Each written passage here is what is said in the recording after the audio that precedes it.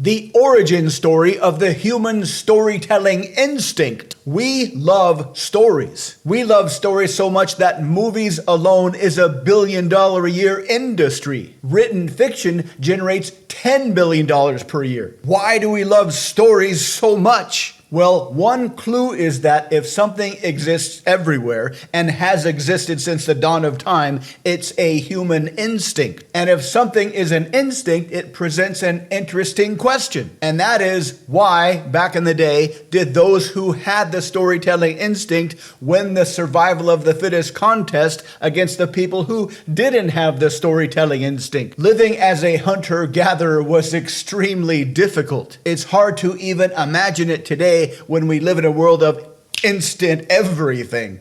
Imagine a group of 50 people living in a tribe. Each person needs about 2,000 calories every day. That's 100,000 calories that tribe needs to find every single day. Suppose they were eating roots like carrots or something. One carrot has about 25 calories. This means that tribe would need to find 4,000 carrots every single day. Clearly, they would need a much denser source of food. So they would either have to live very close to the ocean so they could hopefully get enough fish, or they would have to eat very large animals. One modern cow has about 500,000 calories. So if this ancient tribe managed to take down an animal the size of a modern cow, that would feed them for about 5 days. And this was way back long before animals were domesticated, when they were very hard to kill. What's the point of all this? Life as a hunter-gatherer was very, very difficult. What does this have to do with stories? Consider that the main purpose of raising kids back then was to turn them into effective hunters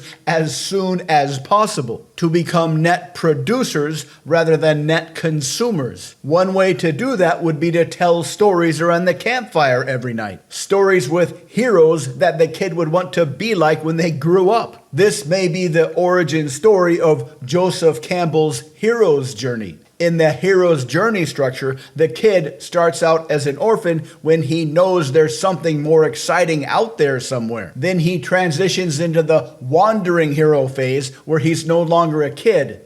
He's learning new skills and meeting new friends.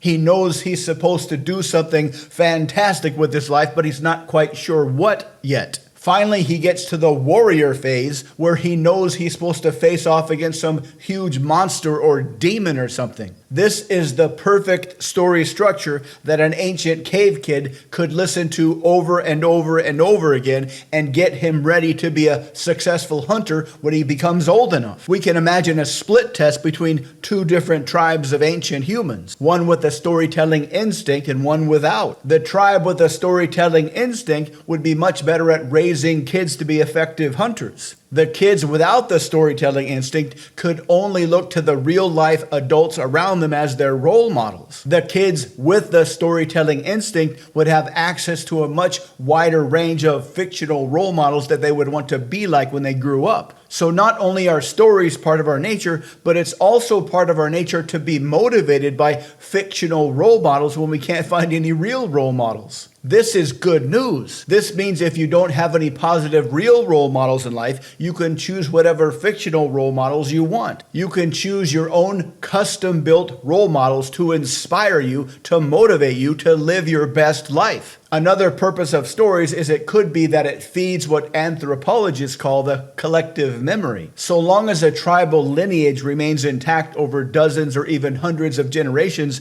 the stories they tell every night around the campfire can contain the tribal narrative, their origin story, the gods that they believe in, tales of great leaders and warriors from the past, even specific information about how to hunt and what animals to avoid. Once agriculture was invented, this collective memory that was kept alive through storytelling turned into what we now call the oral tradition. For example, all of the stories in the Old Testament were passed down from generation to generation through storytelling before writing was ever invented. Without question, storytelling is a fantastic and absolutely critical human instinct. Stories can inspire you, teach you, motivate you, and make you feel connected to an ancient community. They're also a great way to pass the time when you are bored. Stories give words and images to the human spirit and the longing of the human heart. Embrace your storytelling instinct. Turn your life into an epic adventure with you as the hero. Who will you save? What monsters will you obliterate? Who will you inspire?